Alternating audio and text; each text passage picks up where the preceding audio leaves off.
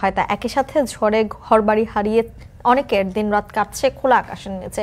সবচেয়ে বেশি ক্ষতির মুখে মঠবাড়িয়া, ইন্দুরকানী ও কাউখালী উপজেলার নদী পাড়ের মানুষ। ঘূর্ণিঝড় পরবর্তী দুর্ভোগের খবর জানাতে পিরোজপুর ইন্দুরকানীর চর বালেশ্বর থেকে যুক্ত হবেন আমাদের সঙ্গে ইমন চৌধুরী।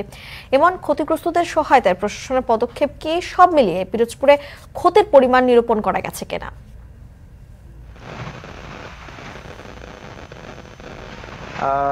মিম, আপনি যেমনটি বলছেন, মিম, ঘূর্ণিঝড় রিমালের তাণ্ডব কিন্তু তছনছ করে দিয়েছে উপকূলীয় অঞ্চলের বেশ কিছু এলাকা।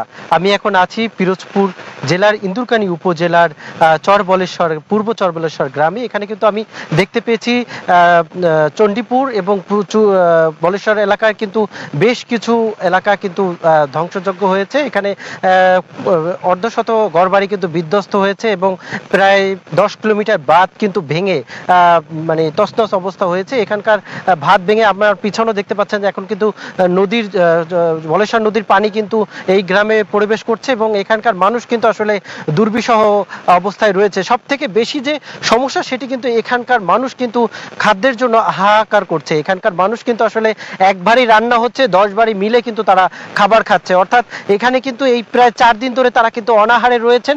এখানকার কিন্তু সরকারি কোনো সহায়তা এখন পর্যন্ত তারা পায়নি, এমনটি জানিয়েছেন। আমরা কিন্তু প্রত্যেকটি এলাকায় ঘুরে, গ্রামে গ্রামে ঘুরে মানুষের কাছে জিজ্ঞেস করছি, জানতে চেয়েছি। তারা যেটি বলেছেন যে ঘূর্ণিঝড় আজকে প্রায় 3-4 দিন পড়েছে, এখন পর্যন্ত কি এখানে সরকারি কোনো সহায়তা কিন্তু এই পূর্ব চরবলেশ্বর এবং চণ্ডীপুর এই অঞ্চলে কিন্তু পৌঁছায় না। এখানকার গ্রামের মানুষ কিন্তু অনেকটা না খেয়ে আছে। সব থেকে বেশি কষ্টে আছে কিন্তু এই এলাকার বাচ্চারা। তারা কিন্তু আসলে খাবার পায়নি, মায়ের কাছে অনেক কান্নাকাটি করছে।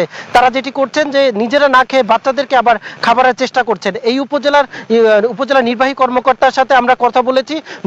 উপজেলা নির্বাহী কর্মকর্তা জানিয়েছে এই উপজেলায় মাত্র 100 প্যাকেট কিন্তু শুকনো খাবার দিয়েছেন এবং 4000 মানুষকে খিচুড়ি রান্না করে খেয়েছেন, যেটি কিন্তু পর্যাপ্ত নয়। তবে প্রধানমন্ত্রী ঘোষণার পর আসলে এই এলাকার মানুষ কিন্তু আশা করছেন যত দ্রুত সম্ভব তাদের কাছে খাদ্য পৌঁছে যাবে। এই ছিল আমার কাছে সর্বশেষ। পিরোজপুর থেকে ঘূর্ণিঝড় রিমালের পরবর্তী প্রভাবে ক্ষয়ক্ষতির অবস্থা এবং সেখানকার মানুষদের কথা বলছিলেন সহকর্মী ইমন চৌধুরী।